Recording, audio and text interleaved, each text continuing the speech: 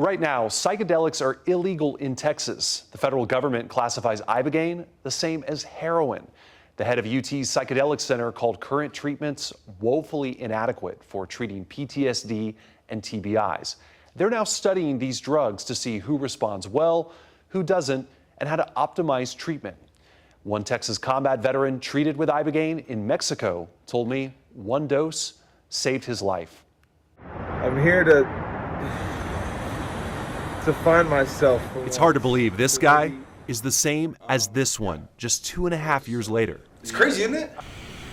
I look good, huh? I'm joking. That was me deep in my addiction. An addiction former Army Ranger Chase Rowan of Fort Worth says started in 2006. We did a nighttime airborne jump in training and my chute didn't fully deploy.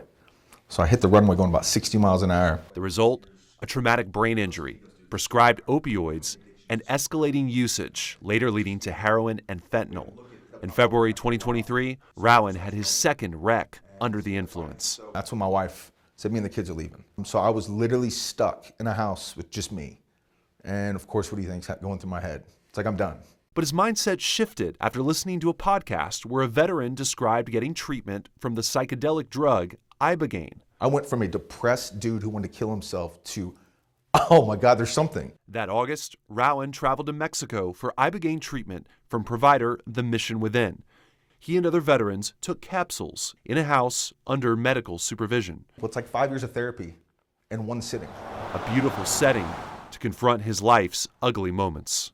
And I saw every moment my addiction hurt my wife and kids. But the craziest part of all of it, dude, is I wasn't feeling what I was feeling. I was feeling what all three of them were feeling.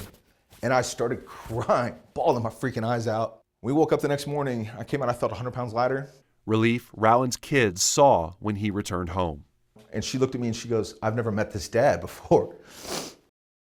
At UT's Dell Medical School, Dr. Greg Fonzo is studying ibogaine's impact on the brains of Special Forces veterans.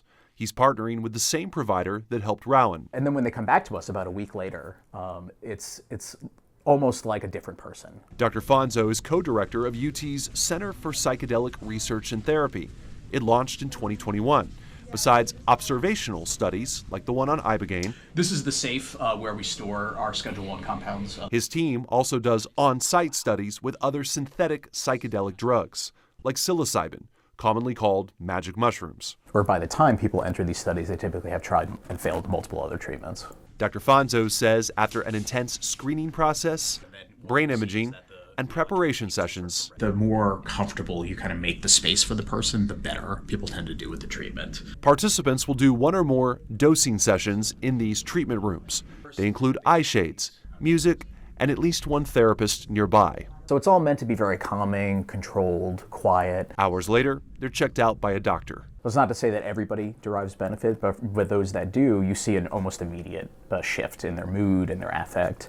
I was living in New Jersey. Heather Manto of Bastrop says she's been off antidepressants for the first time in 15 years since taking the psychedelic drug ayahuasca in March. It couldn't have come at a better time. The Army veteran took part in a UT study through the nonprofit Heroic Hearts Project after a tough transition to civilian life. It was life-changing for me.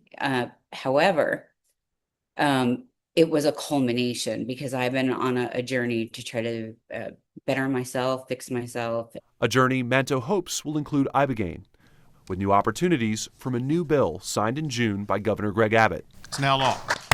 Senate Bill 2308 creates a consortium of universities, hospitals, and drug developers to conduct clinical trials of ibogaine.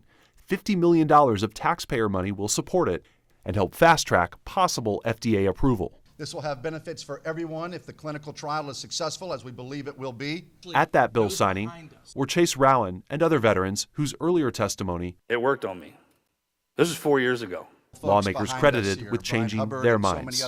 Dr. Fonzo calls the bill a watershed moment. If there are any pharmaceutical companies out there that have that amount of cash, that $50 million, and would be interested in partnering with us on this process, we'd certainly be open to talking with them about that. In the meantime, Rowan is talking about his journey in his role as Veteran Engagement Coordinator with the group Texans for Greater Mental Health. The more people like myself that share, the more people it's going to help. To give struggling veterans a dose of hope. That's it.